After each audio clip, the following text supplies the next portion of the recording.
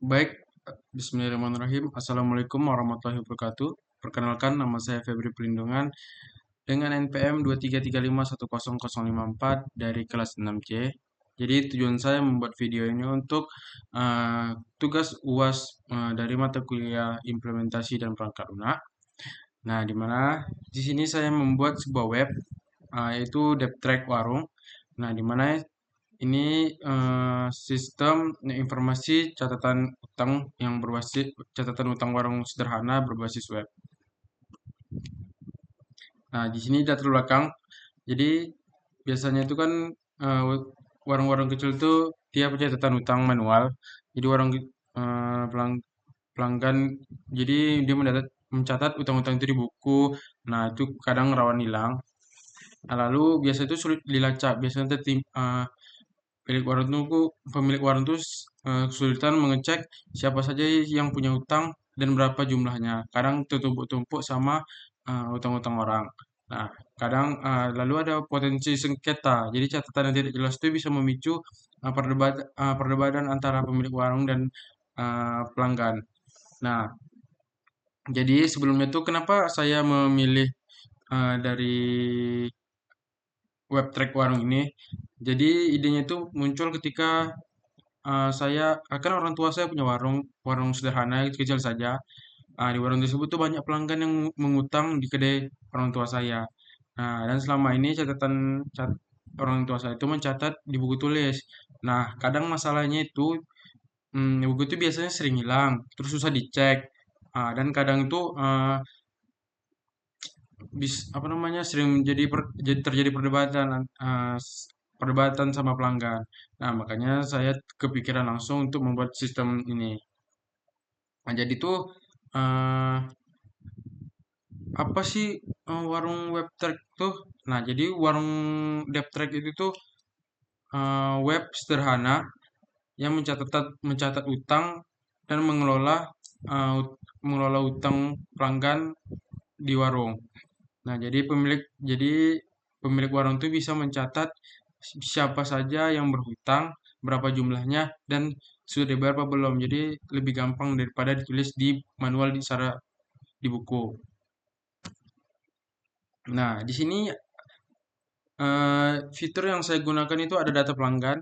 Nah, di sini dia di data pelanggan ini dia menyimpan nama, nomor telepon dan alamat kita. Nah, kedua itu ada catatan utang.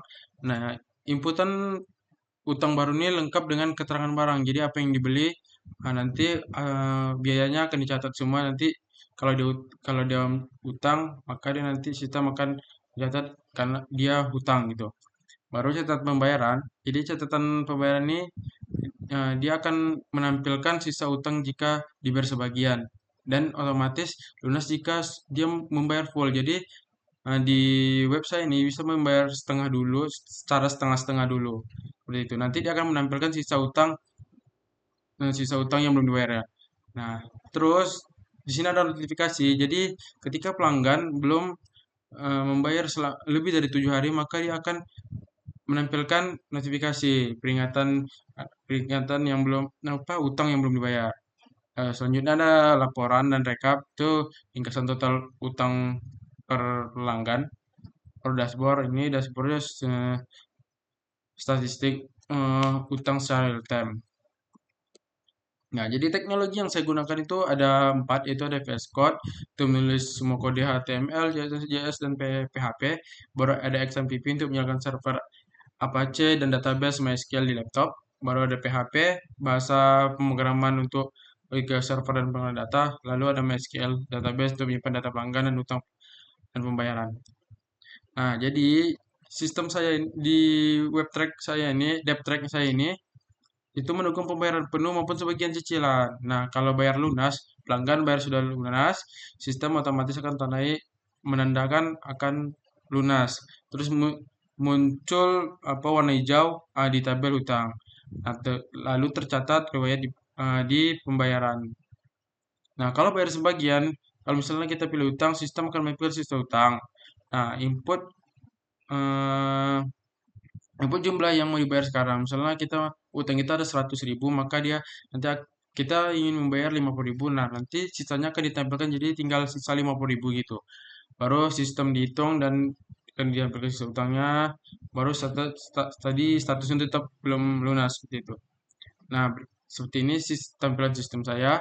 Nah, di sini saya langsung saja mendemokan web saya. Nah, contohnya seperti ini. Di sini ada beberapa yang setelah saya buat. Di sini ada daftar pelanggan, pelanggan ada 4. Terus total utang yang belum lunas di 390, transaksi yang belum lunas di ada 3, transaksi yang sudah lunas sudah 3, sudah 1. Nah, misalnya ini saya contohkan, di sini kita tambah pelanggan, kita buat namanya di sini Yono. Nah, ini nomor teleponnya kita isi sasal aja. Nah, kita buat jalan Sukajadi. Contohnya jalan Sukajadi. Nah, simpan. Nah, jadi di sini kan sudah nampilkan nih dan Sukajadi. Dia transaksinya belum ada kan? Tapi di sini notifikasi telah diberi lunas. Nah, misalnya kalau dia mau mengutang, di sini kita masuk ke catatan utang. Nah, misalnya ini kita masuk ke catatan utang baru ini. Kita cari misalnya Yono kan tadi Yono nih. Yono mau ngutang misalnya 250 deh. Nah, keterangannya sini dia membeli misalnya minyak 20 liter. Misalnya kan tambah misalnya kita tambahkan sama susu kalengnya 5. Nah, kita simpan sini datanya. Nah, di sini dia akan menampilkan nih kalau si Yono itu punya utang sebesar 250. Nah, statusnya kan di sini belum lunas. Nah, jika dia ingin membayar, dia tinggal di sini nih. Tinggal masuk ke mode pembayaran. Nah, di sini sisa utang yang belum dibayar itu 250.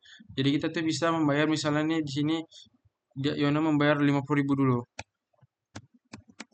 Nah, kita bikin aja bayar 50 dulu. Nah, kita simpan data. Nah, tadi di sini kan tadi utangnya 250. Nah, sisa utangnya itu tinggal 200. Di sini sudah menampilkan. Di catatan dia akan menampilkan bayar 50 dulu. Nah, seperti ini. Nah, kita lihat di laporan. Nah, di sini semua sudah apa? Di sini saya udah memberikan contoh. Misalnya di sini peringatan utang. Nanti ini misalnya contoh notifikasi jika telah lebih dari 7 hari. Misalnya nih kita tentang kita edit aja punya Siono tadi. Nih, misalnya punya Yono. Kita edit nih kan. Misalnya kita buat tanggalnya itu kita buat di sini tanggal 2 berapa ya? 19 deh. Nah, kita simpan berubah. Nah, kita cek di pembayaran, di laporan. Nah, di sini maka Yono notifikasi akan muncul nih. Jadi kita tahu, jadi siapa aja yang belum bayar. Misalnya nih kan tadi Yono kita edit di waktunya itu di sebelum 10 hari sebelum 10 hari kan sebelumnya. Jadi di hari ini dia akan menampilkan kalau bahwasannya 10 hari lalu Yono telah berutang. Nah, jadi itu misalnya jadi web saya ini dia bisa misalnya ini tadi kan saya contohan saja mengedit tanggalnya. Jadi sebenarnya misalnya kalau kita mengikut hari ini 7 hari ke depan tuh eh, sistem akan memberi peringatan juga utang memberi peringatan kalau utangnya itu lebih dari 7 hari sudah. Misalnya udah di 8 hari, maka dia akan nampilkan di sini. Jadi tidak tidak jadi bisa diedit, bisa tidak. Jadi seperti itu. Nah, jadi selanjutnya itu di sistem web saya ini Jadi itu dia menampilkan eh, mode pembayarannya itu hanya melalui uang cash saja. Jadi alasannya kenapa saya hanya menciptakan hanya di apa saja, bayar cash saja. Karena kan tadi tujuan saya itu kan warung sederhana saja. Jadi sistemnya ini kan hanya untuk warung-warung kecil saja yang hanya bisa menerima uang secara tunai saja. Nah, terus sistem ini berfungsi sebagai alat pencatatan digital saja. Jadi bukan untuk alat pembayaran online. Nah, namun ke depannya mungkin bisa dikembangkan dengan integrasi, mungkin bisa di QRIS untuk transaksi banknya seperti itu. Jadi kesimpulan dari mungkin segitu saja. Jadi saya akan eh, menutup presentasi saya ini.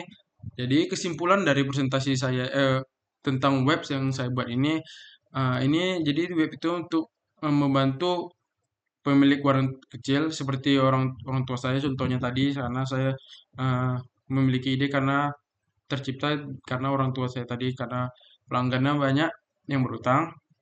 Nah, terus biar sistem ini lebih rapi, sistem pencatatan itu lebih rapi, mudah dipantau, dan tidak ada lagi catatan yang hilang.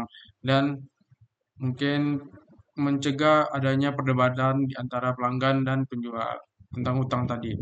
Nah, mungkin sekian presentasi dari saya. Lebih dan kurangnya saya mohon maaf. Wabillahi taufiq wal hidayah. Wassalamualaikum warahmatullahi wabarakatuh.